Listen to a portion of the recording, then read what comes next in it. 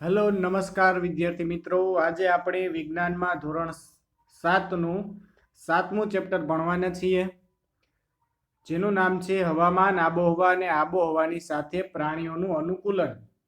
તો આ ચેપ્ટરમાં આપણે જોઈશું કે આપણું હવામાન છે એ કઈ રીતે આપણને અસર કરતા છે. જેમ કે આપણે જોયું હશે ઘણીવાર કે અમુક પ્રકારના વૃક્ષો અમુક પ્રકારની જગ્યાએ જ જોવા મળે છે.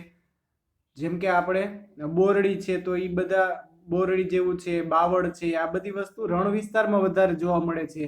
તાડના વૃક્ષો, આવી બધી વસ્તુ છે એ ઠંડા પ્રદેશોમાં વધારે જોવા મળે છે. તો આ બધાનું કંઈક કારણ હોય છે. આવું શું કામ બને છે કે અમુક પ્રકારના પ્રાણીઓ છે અમુક જગ્યાએ જ હોય છે. જેમ કે રીંછ છે તો ઠંડા વિસ્તારમાં વધારે જોવા મળે છે, યાક છે એ ઠંડા વિસ્તારમાં વધારે જોવા મળે છે, ઊંટ છે તો ઊંટ છે રણમાં વધારે જોવા મળે છે. તો આ એક પ્રકારનું શું છે, પ્રાણીઓ સાથેનું અનુકૂલન છે. એવી રીતે વનસ્પતિ સાથેનું પણ અનુકૂલન હોય છે. તો આવી રીતે અલગ અલગ પ્રકારે હવામાન અને આબોહવા છે એ આપણને કઈ રીતે અસર કરે છે એ આપણે આ ચેપ્ટરમાં જોઈશું. અને હવામાન અને આબોહવા વચ્ચેનો આપણે તફાવત જાણીશું કે આ બંનેમાં ફેર શું છે. આપણને મોટા ભાગે એવું લાગતું કે હવામાન એ જ આબોહવા છે, પણ એવું હોતું નથી. ઘણો બધો એમાં ફેરફાર છે. તો ચાલો જોઈએ,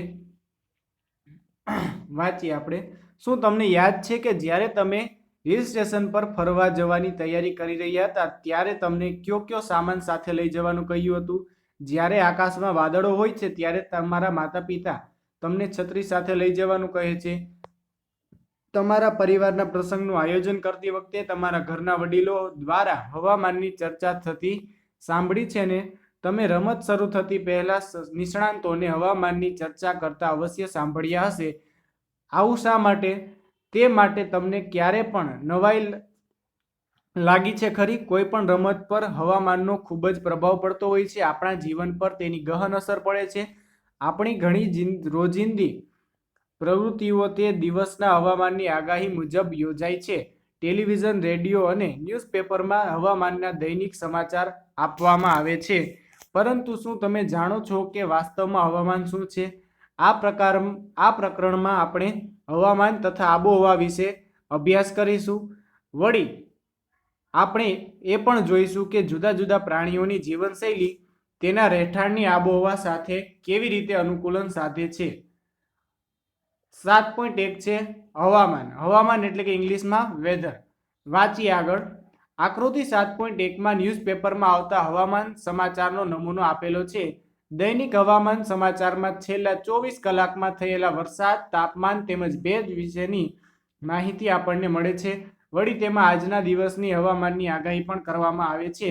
તમે જાણો છો કે હવામાં પાણીની વરાળના માપનને ભેજ કહે છે. અહીંયા અંડરલાઈન કરીશું કે ભેજ કોને કહે છે, તો કે હવામાં પાણીની વરાળના માપનને ભેજ કહે છે. તો અહીંયા તમને કટિંગ આપેલું છે ન્યૂઝપેપરનું. જેવો તેમાં ધ્યાનથી આપણે સમજવાની કોશિશ કરીએ તો મેક્સ લખેલું છે પેલું. મેક્સિમમ એટલે મેક્સ એટલે કે મેક્સિમમ, વધારેમાં વધારે કેટલું તાપમાન છે, તો 16.1 સેલ્સિયસ છે, વધારેમાં વધારે તાપમાન છે. બીજું આપેલું છે મિની, MIN એટલે કે મિનિમમ તાપમાન કેટલું છે ગઈ 24 કલાકનું, છેલ્લા 24 કલાકનું, તો એ છે 2.6 સેલ્સિયસ. સનસેટ લખેલું છે એટલે કે સૂર્ય ક્યારે આથમ્યો. સનરાઈઝ લખેલું છે એટલે સૂર્ય ક્યારે ઉગ્યો, પરફેક્ટ એના ટાઈમ લખ્યા છે. મૂનસેટ એટલે કે ચંદ્ર ક્યારે આથમ્યો, અને મૂનરાઈઝ એટલે ચંદ્ર ક્યારે ઉગ્યો. તો આ રીતે અલગ અલગ જે છે એની માહિતી આપેલી છે. આ સમાચાર પત્રનું એક કટિંગ આપેલું છે. બુઝો કહે છે, મને નવાઈ લાગે છે કે આ બધા રિપોર્ટ કોણ તૈયાર કરે છે? તેનો જવાબ પણ અહીંયા નીચે લખેલો છે. હવામાનના રિપોર્ટ સરકારનો હવામાન વિભાગ તૈયાર કરે છે. આ વિભાગ તાપમાન, પવનની ઝડપ વગેરેના આંકડા મેળવીને ભેગા કરીને હવામાનનું અનુમાન કરે છે. પ્રવૃત્તિ 7.1 સમાચાર પત્રમાંથી છેલ્લા અઠવાડિયા દરમિયાન આવેલો હવામાન રિપોર્ટ કાપીને ભેગા કરો. જો તમને ઘરમાં સમાચાર પત્ર ન મળે તો તમારા પાડોશી કે મિત્રો પાસેથી લઈને તેમાંથી તમારી નોટબુકમાં નોંધી લો. તમે લાઇબ્રેરીમાં પણ હવામાનના રિપોર્ટ મેળવી શકો છો. આ બધા રિપોર્ટને કાપીને સફેદ કાગળ કે ચાર્ટ પેપર પર ચોંટાડી દો. હવે તમે મેળવેલા હવામાન રિપોર્ટની કોષ્ટક 7.1માં નોંધ કરો. પ્રથમ હરોળમાં નમૂનો લખીને આપેલો છે. બાકી બધા સ્તંભમાં તમે ચાર્ટ દ્વારા મેળવેલી આંકડાકીય માહિતી ભરીને તૈયાર કરો. અહીંયા તમને કોષ્ટક આપેલું છે જેમાં તમે આખા અઠવાડિયાના દરમિયાન હવામાનની માહિતી આપણે આંકડાકીય રીતે લખવાની છે. પેલું તારીખનો કોલમ આપેલો છે, તો એમાં જે તારીખથી આપણે શરૂઆત કરી હોય તારીખ લખીશું. એ તારીખનું મહત્તમ તાપમાન એટલે કે વધુમાં વધુ કેટલું તાપમાન હતું. બીજું ત્રીજી કોલમ છે તે તારીખનું ન્યૂનતમ તાપમાન એટલે કે ઓછામાં ઓછું કેટલું તાપમાન હતું. લઘુત્તમ ભેજનું પ્રમાણ, હવામાં કેટલું ભેજ છે એનું પ્રમાણ, મહત્તમ ભેજનું પ્રમાણ અને વરસાદ જો પડ્યો હોય તો કેટલા મિલીમીટર પડ્યો એમાં આપણે લખવાનો છે. શરત અહીંયા નીચે તમે વાંચી શકો છો, આપી છે. રોજ વરસાદ થતો ન હોવાથી તેની બધા જ દિવસ નોંધ થઈ શકશે નહીં. જો તેના આંકડા ઉપલબ્ધ ન હોય તો તેની જગ્યા ખાલી છોડી દેવી. આગળ વાંચીએ.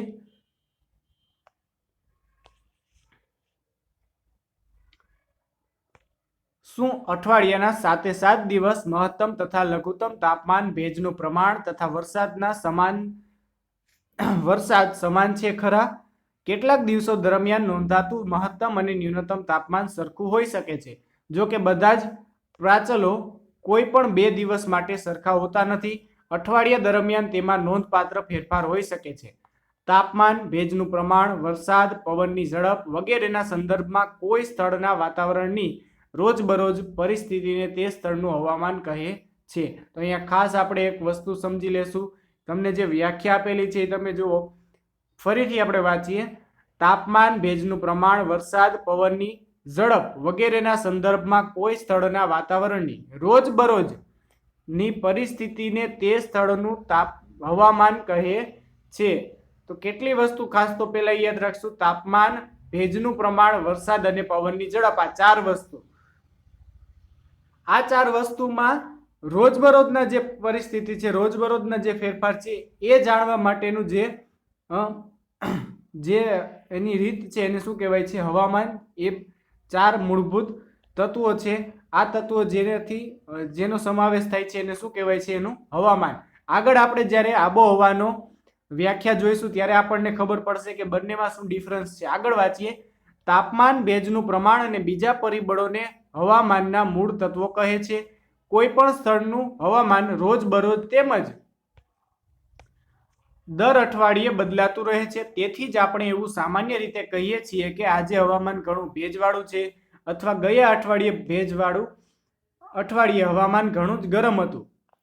હવામાન એ એવી જટિલ ઘટના છે કે તે સમયના ટૂંકા ગાળામાં બદલાઈ શકે છે. કેટલીક વાર એવું પણ બની શકે છે કે સવારે તડકો હોય તો બપોરના સમયે અચાનક ક્યાંકથી વાદળો ઘેરાઈ જાય અને ભારે વરસાદ પડવાનો શરૂ થાય, અથવા ભારે વરસાદ મિનિટોમાં ગાયબ થઈ જાય અને તડકો નીકળે. તમે આવા અનુભવમાંથી જરૂરથી પસાર થયા હશો જ. તમે આવો કોઈ અનુભવને યાદ કરીને તેની તમારા મિત્રો સાથે ચર્ચા કરો. હવામાન એ એવી જટિલ ઘટના છે કે તેનું અનુમાન કરવું સરળ નથી. એટલે કે આપણને અહીંયા ખાસ એક કીધું કે હવામાન છે એ દિવસના કલાકોમાં, અઠવાડિયે, દિવસો દરમિયાન બદલાતા રહે છે. જેનું કંઈ ફિક્સ માપન નથી હોતું કે હવામાન આ સમય માટે આટલું જ રહેશે, કે કલાકોમાં પણ બદલાઈ શકે. જેમ તો આપણને કીધું કે સવારે ખૂબ તડકો હોય તો બપોર થાય તો વરસાદ પણ પડી જાય. તો આ શું થયું? હવામાનને એક પ્રકારનો ફેરફાર થયો. કોઈક દિવસ ભેજવાળું તાપમાન હોય, કોઈક દિવસ છે એ સૂકું હવામાન હોય. તો આ રીતનો ફેરફાર થઈ શકે છે. એટલે આ શું છે? હવામાનનો ફેરફાર છે, એક વેધર છે. આપણા મોબાઈલમાં પણ ઘણીવાર આ ફીચર આપણે જોયું હશે કે વેધર કરીને એક ફીચર આપેલું હોય. એમાં શું હોય છે કે એમાં બતાવેલું હોય કે આજનું તાપમાન કેટલું છે, આજનું વાતાવરણ કેવું છે, શું વાદળછાયું વાતાવરણ છે કે સૂકું વાતાવરણ છે, ભેજવાળું વાતાવરણ છે. આ રીતે એમાં માહિતી આપેલી હોય છે. તો આ હવામાન થયું બેઝિક, કે હવામાન છે એ કલાકો, દિવસો અથવા તો અઠવાડિયા દરમિયાન બદલાતું હોય છે. આગળ વાંચીએ. 3 ઓગસ્ટ 2006 થી 9 ઓગસ્ટ 2006 સુધીનો મેઘાલયમાં આવેલા શિલોંગનો નોંધાયેલો મહત્તમ તાપમાનનો આલેખ જુઓ. અહીંયા આપણને એક આલેખ આપેલો છે. તમે એમાં જોશો કે એક્સ અક્ષ ઉપર તમે જુઓ છો તો ત્યાં તમને તારીખ આપેલી છે. જેમ કે 3 એટલે કે ત્રીજી તારીખ, ચોથી તારીખ, 5મી તારીખ, 6ઠી તારીખ, એવી રીતે 9 તારીખ સુધી, 3 થી લઈને 9 તારીખ સુધીનો ગ્રાફ આપેલો છે. અને વાય અક્ષ ઉપર તમે જોશો તો ત્યાં તમને તાપમાન આપેલું છે.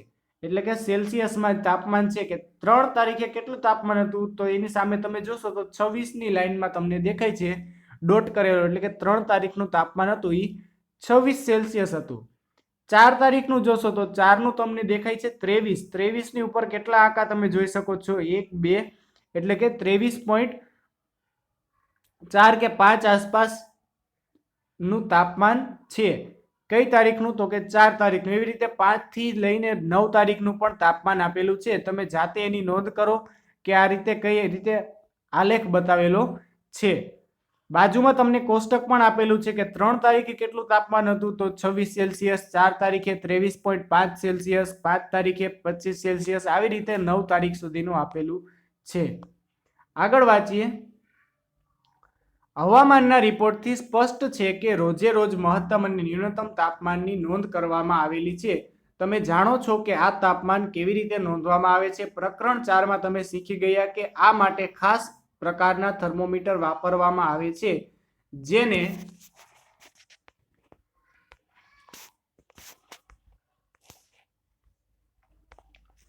મહત્તમ ન્યૂનતમ થર્મોમીટર કહે છે. તમે ધારી શકો છો કે દિવસ દરમિયાન મહત્તમ તાપમાન અને ન્યૂનતમ તાપમાન ક્યારે હોય છે?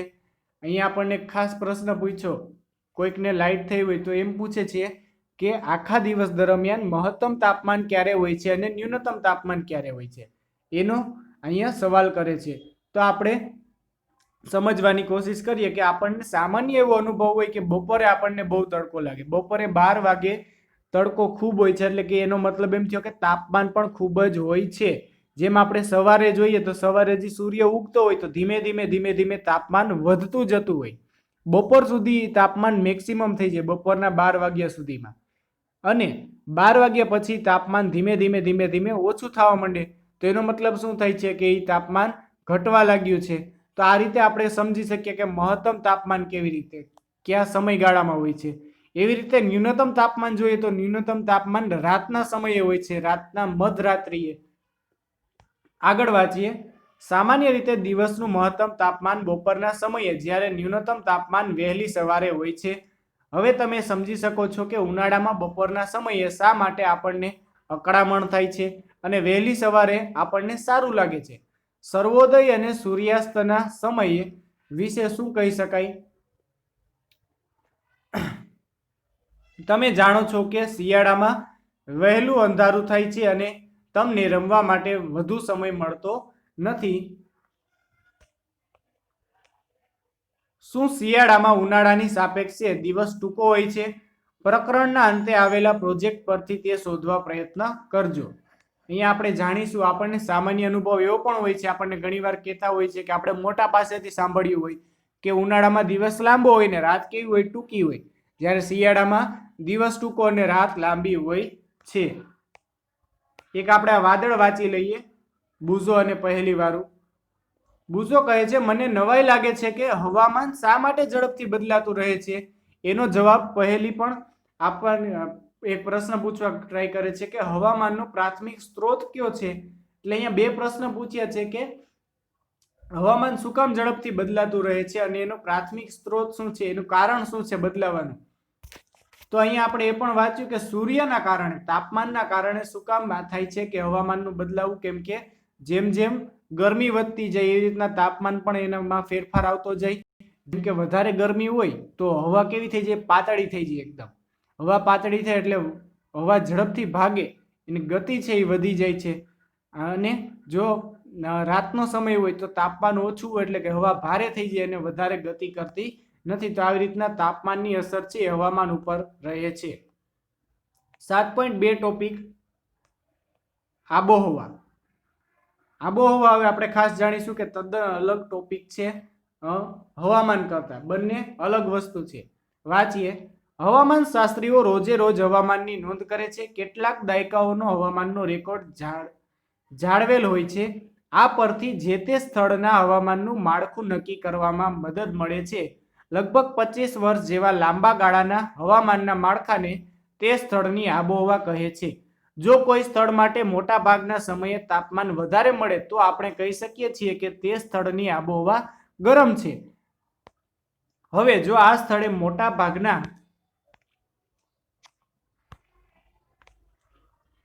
સમય દરમિયાન ભારે વરસાદ પડતો હોય તો આપણે કહી શકીએ કે તે સ્થળની આબોહવા ગરમ તથા ભેજવાળી છે. ભારતના 2 સ્થળોની આબોહવાની સ્થિતિ કોષ્ટક 7.2 અને 7.3 માં આપવામાં આવેલી છે. આપેલા મહિનાનું સરેરાશ તાપમાન 2 તબક્કામાં જોવા મળે છે.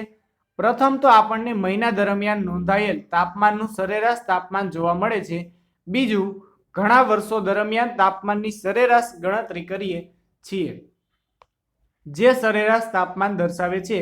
આપેલા 2 સ્થળો શ્રીનગર અને તિરુવનંતપુરમ છે. અહીંયા તમને ભારતના 2 શહેરનો તાપમાનનો અને હવામાનનો સરેરાશ એક આંકડો આપેલો છે. પહેલું છે એ શ્રીનગર શહેર છે અને બીજું છે તિરુવનંતપુરમ. તમે જોશો કે આપણને એવરેજ તાપમાન જે શ્રીનગરમાં મળે છે એ કેવું છે, તો જાન્યુઆરીમાં -ડિગ્રી હોય છે, -2 થી 2.3 થી 4.7 જેવું, અને છેલ્લે ડિસેમ્બરમાં જોઈએ તો ત્યારે પણ -1.6 થી 8.2 જેવું તાપમાન હોય છે. તો મહત્તમ અને ન્યૂનતમ તાપમાન પરથી આપણે એનો સરેરાશ છે એ કાઢી શકીએ. અહીંયા આપણે ફરીથી જોઈએ કે લગભગ 25 વર્ષ જેવા ગાળાના સમય હવામાનના માળખાને તે સ્થળની આબોહવા કહે છે. હવે આપણે હવામાનમાં યાદ કરો કે શું કહેતા હતા. હવામાનમાં એમ કહેતા હતા કે રોજબરોજની ક્રિયા, રોજબરોજ જે ફેરફાર આવે છે હવામાનમાં અથવા તો વાતાવરણમાં, એને આપણે હવામાન કહેતા હતા. કે સવારે તડકો હોય, બપોરે ક્યારેક વરસાદ થઈ જાય કે રાતે ઠંડી જેવું વાતાવરણ થઈ જાય, તો આપણે એને હવામાન કહેતા હતા. જ્યારે અહીંયા આબોહવામાં એવું નથી. આબોહવામાં એક દિવસ કે અઠવાડિયું કે કલાકો કે મહિનાનો આપણે માહિતી લેતા નથી, પણ કેટલી લગભગ 25 વર્ષ જેટલી માહિતી લઈ અને પછી એમાંથી આપણે તારણ કાઢીએ છીએ કે આ સ્થળની આબોહવા કેવી છે. જેમ કે કોઈ રણ પ્રદેશ હોય, જેમ કે આપણે રાજસ્થાન જઈએ, કચ્છ જઈએ, તો ત્યાંના પ્રદેશની આબોહવા જો કોઈ વૈજ્ઞાનિક હોય, કોઈ લોકોને માપવી હોય તો 25 વર્ષનો એક આંકડો લે સરેરાશ, અને એના ઉપરથી નક્કી કરે કે આ જગ્યાની આબોહવા છે કેવી, ગરમ છે કે ભેજવાળી છે, ઠંડી આબોહવા છે. જો ત્યાંનું તાપમાન ખૂબ વધારે હોય 25 વર્ષ દરમિયાનનું સરેરાશ તાપમાન, તો એ આબોહવા કેવી કહેવાય, ગરમ આબોહવા. જો ઓછું તાપમાન હોય તો ઠંડી આબોહવા. એવી રીતે આપણે અહીંયા આબોહવામાં લાંબા સમયનો આપણે ગાળો લઈએ છીએ અને માહિતી એકઠી કરીએ છીએ. આગળ વાંચીએ.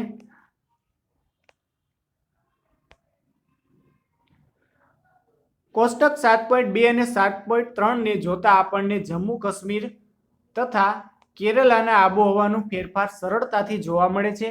આપણે જોઈ શકીએ છીએ કે જમ્મુ કાશ્મીર કરતા કેરલા વર્ષ દરમિયાન વધુ ગરમ તથા ભેજવાળી આબોહવા ધરાવે છે. પશ્ચિમ ભારતના રાજસ્થાન જેવા વિસ્તાર માટે જોવા મળે છે. વર્ષના મોટા ભાગના સમય દરમિયાન તાપમાન ઊંચું હોય છે, પરંતુ શિયાળા દરમિયાન વર્ષના થોડાક મહિના માટે તાપમાન ઘણું નીચું હોય છે. આ પ્રદેશમાં વરસાદ ઘણો ઓછો થાય છે, જે રણ પ્રદેશની લાક્ષણિક આબોહવા છે, જે ગરમ અને સૂકી કહેવાય છે. ઉત્તર પૂર્વ ભારતમાં વર્ષના મોટા ભાગના સમયે વરસાદ પડે છે. આથી આપણે કહીએ છીએ કે ઉત્તર પૂર્વ ભારતની આબોહવા ભેજવાળી છે. તો આ ફકરો ખાસ એક અંડરલાઈન કરવા જેવો છે. આમાં આપણને આખા ભારતની આબોહવા અલગ અલગ જગ્યાએ કેવી છે એ આપણને જાણ કરવામાં આવી છે. એક કીધું કે પશ્ચિમમાં જે રણ પ્રદેશ છે ત્યાં કેવી આબોહવા છે, તો ગરમ અને સૂકી, ભેજ વિનાની, જ્યાં પાણી ન હોય એવી આબોહવા, ઓછો વરસાદ પડતો એવી આબોહવા, એટલે ગરમ અને સૂકી છે. ઉત્તર પૂર્વમાં કેવી આબોહવા છે, તો ત્યાં મોટા ભાગના સમયે વરસાદ પડે છે ઉત્તર પૂર્વ દિશામાં. અને ઉત્તર પૂર્વ ભારતની આબોહવા એના કારણે કેવી છે, ભેજવાળી છે. જ્યારે દક્ષિણમાં જઈએ તો ત્યાં પણ થોડીક ભેજવાળી હવા અને થોડુંક તાપમાન જોવા મળે છે. એવી રીતે ઉત્તરમાં જઈએ તો ઉત્તરમાં આપણને ઠંડી આબોહવા જોવા મળે છે, બરફવાળી. જેમ કે આપણે જમ્મુ કાશ્મીર, હિમાચલ પ્રદેશ, ઉત્તરાખંડ, આ બધી જગ્યાએ કેવી આબોહવા છે, ઠંડી આબોહવા છે. તો અહીંયા સુધી આપણે રાખીશું. નેક્સ્ટ લેક્ચરમાં આપણે 7.3 જોઈશું. આજના માટે આટલું જ. અસ્તુ.